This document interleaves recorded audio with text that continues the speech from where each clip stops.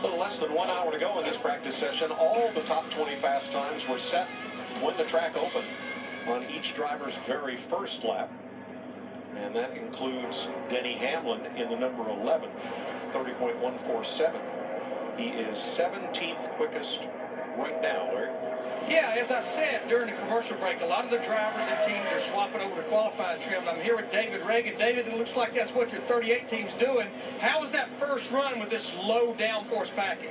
You know, it's a handful here at Atlanta Motor Speedway. I mean, you're going really fast into the corner. The racetrack's got a lot of grip, but man, those tires go away really fast. And you know, this was the first lap for Front Row Motorsports and our good Sam Ford that I've had this year. So a little different package, a little different suspension, different engine, you know, a little different everything. So I was pleased. It's got good potential, but the track's going to change so much between now and Sunday. So we're going to switch on over to qualifying trim. All right, this is your home track. Now, you have won here, but it was in a little smaller car and a little shorter version of Atlanta Motor Speedway. You won here in the Bandoleros 20 years ago. Yeah, that's really crazy. Someone showed me a picture of that back in the late 1990s, and man, it feels like it was 5 or 6 years ago. I've had a lot of fun racing here. Me and Reed Sorensen, Joey Logano, a lot of us grew up racing right here on the quarter mile, so it's always a lot of fun to come back to Atlanta Motor Speedway. I remember watching Jeff Bodine make that qualifying run about 20 years ago when the asphalt was new at like 197 miles an hour. So I was sitting in the grandstands just dreaming about being able to be over here in the Cup garage. So I'm thankful to have an opportunity to go drive this Camping World Ford, and yeah, I'm excited about the season. I'm happy with our first few laps. I got a truckload of grip out in the infield. What's the going rate? Anything. I don't have a lot of money in my checking account, but I'll give it all to you. There you go, Mike. Well, he's got a great memory. It was 20 years ago when Jeff Bodine set the track record, and it was 197.4 miles per hour. I just love that photo. That just tells you how early it starts for these young kids to try to make it to this level. You want to be a professional race car driver at the elite level, NASCAR and the Cup Series, that's where you get started. Go-karts, quarter midgets, bandoleros, legend cars. I mean, that's just so awesome to see. You know, start small, dream big.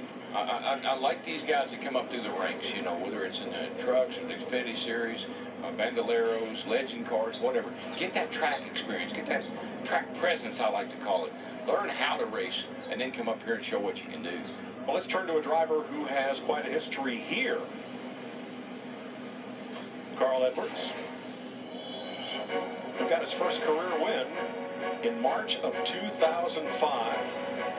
Lost the championship on a tiebreaker to Tony Stewart.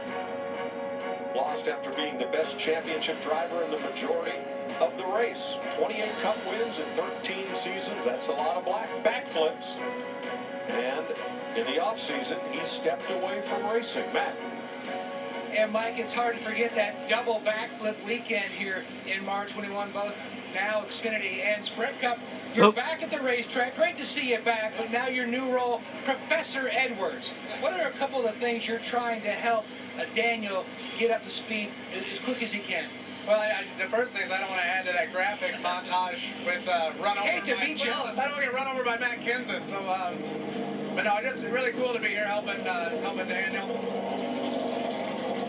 And Harris and everybody, you know, they're just awesome, and Dave's a good friend, so I couldn't stay away from this place. It's so neat, this racetrack is, and yeah, Daniel's letting me help him a little bit. I haven't done anything yet, but just watching, really. Now, this is not the first time you've been a professor. When you were starting out your career in racing, you also were a substitute teacher. Everything but kindergarten. Now, how does Daniel rank? Does he mind like those kids? Well, I didn't teach much Spanish, and that's coming back to haunt me. That could be a problem. Yeah, so, but no, it is really neat to see a guy like Daniel. He's a self-made guy. He's doing a great job. He really cares, and for him to just even let me be here to help him a little bit is really cool. So hopefully he can go out and do some good. He was actually pretty good there on the longer run, so it'll be good qualifying. And thanks, Professor. Thank you. Thank you. First win, same weekend in Xfinity and Cup. And look at this move on Jimmy Johnson. I said he was done 10 times in the last 5 laps, and he came back. I think that race, you know, really showed what Carl Edwards had ahead of him in the Cup Series. Of course, the backflip, but But to show his car control, to show how he could search around the racetrack, and to do it against one of the all-time greats in the sport, and here at Atlanta, Jimmy Johnson, yeah, that was impressive. And don't use the R word. Carl Edwards has not retired. He is stepping away from the sport, in his words. And his boss, Joe Gibbs, told me everybody needs a coach. And I thought, well, you're a coach, so you'd probably say that. But I think what Carl is doing with Daniel shows everybody needs a coach.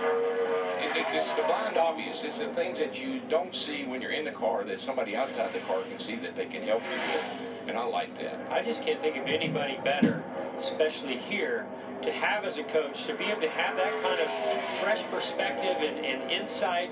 I mean, he finished, fourth or fifth in this race a year ago. Yep. Then, to have that for Daniel Suarez. And I love what he said about Daniel. He had to work hard to get here. We talked about David Reagan, what it took for him to get here. Well, it's a different path for Daniel Suarez, but one with just as much passion and hard work. I don't think David drove his Volkswagen all the way. He got them more. Look at Landon Castle, and earlier we saw Reed Sorensen now in the number 15 car that will drive through most of the season as Daniel Suarez debriefs with Carl Edwards.